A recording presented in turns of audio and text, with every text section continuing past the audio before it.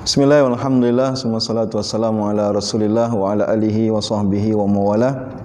Pertemuan kedua setelah sebelumnya kita membahas tentang keutamaan bulan Ramadan dan hakikat bulan Ramadan itu. Dan kali ini kita fokuskan pada pertemuan kedua ini membahas dan mengkaji tentang sejarah puasa Ramadan. A'udzubillahi minasyaitonirrajim. Allah berfirman, ya ayyuhalladzina amanu kutiba alaikumusiyam kama kutiba alal ladzina min qablikum la'allakum tattaqun.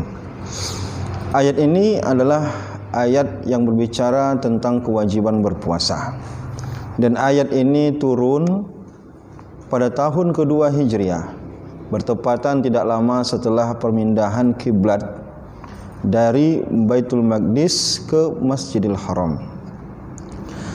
Berpuasa pada dasarnya adalah syariat-syariat sebelum Nabi Muhammad. Artinya nabi-nabi sebelum Nabi Muhammad telah melaksanakan ibadah puasa. Ada yang meriwayatkan Nabi Adam berpuasa. Ada yang meriwayatkan bahwa Nabi Ibrahim berpuasa. Ada yang mengatakan Nabi Nuh berpuasa. Nabi Daud, kita kenal ada puasa Nabi Daud. Artinya puasa ini sudah dilaksanakan oleh nabi-nabi sebelum Nabi Muhammad sallallahu alaihi wasallam. Adapun syariat puasa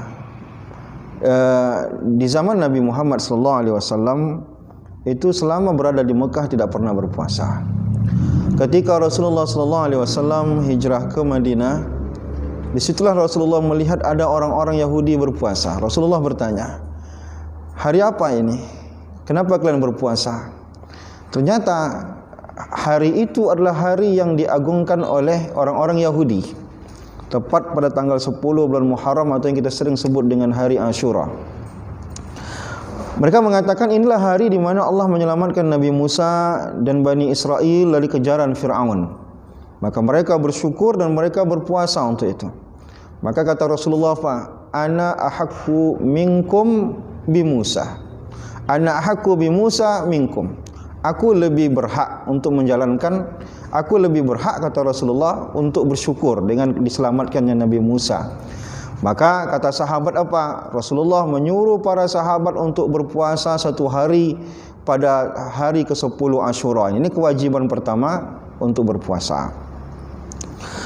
Lalu kemudian pada tahun kedua Hijriah turunlah ayat ya ayyuhalladzina amanu kutiba alaikumusiyam. Ayat ini turun untuk mewajibkan berpuasa di bulan Ramadan sekaligus membatalkan atau menasakh kewajiban berpuasa di hari Ashura. Kata Rasulullah apa? Wajib berpuasa Ramadan, bagi yang mau berpuasa Ashura laksanakan, bagi yang tidak mau melaksanakan tidak apa-apa. Artinya apa? Yang tadi hukumnya wajib berubah hukumnya menjadi sunnah untuk puasa Ashura. Tetapi ada kewajiban baru, yaitu berpuasa pada bulan Ramadan sebulan penuh. Namun demikian, fase kewajiban Ramadan pun itu bertahap Allah buat. Tahap pertama kata Allah wa 'alal ladzina yutiqunahu fidyatun ta'amu miskin. Pilihan sifatnya. Yang mau berpuasa silakan berpuasa. Yang tidak kuat berpuasa ada pilihan untuk memberi makan orang miskin. Artinya orang yang tidak kuat berpuasa dalam artian karena malas berpuasa, dia dibenarkan untuk mengganti puasa itu dengan memberi makan orang miskin. Ini tahap pertama. Allah ingin syariat ini bertingkat sehingga orang mudah untuk menjalankannya secara bertahap. Lalu kemudian barulah turun ayat faman syahida minkumus syahra falyasum. Ayat ini tahap kedua dalam kewajiban berpuasa. Kata Allah, siapa saja yang melihat masuknya bulan Ramadan, yang menyaksikan dan berada pada bulan itu, maka wajib berpuasa tanpa terkecuali, kecuali orang-orang yang diberikan dispensasi atau rukhsah secara khusus. Kata Allah, faman kana minkum maridan aw ala safarin fa'iddatun min ayamin ukhar.